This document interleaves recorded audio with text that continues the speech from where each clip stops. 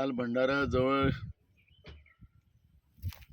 आमच्या गाडीला एका ट्रकने मुद्दामून डॅश मारण्याचा प्रयत्न केला आणि त्याच्यामुळे गाडीला पूर्ण एका बाजूने त्यांनी घासत नेलं आणि आम्ही तर सुखरूप राहिलो, पण गाडी पूर्ण त्याच्यामध्ये गाडीचं नुकसान झालं. पण जनतेचा आशीर्वाद आणि या सगळ्या प्रेमामुळे आज मी सुरक्षित आहे. कुठलीही काळजी करू नये.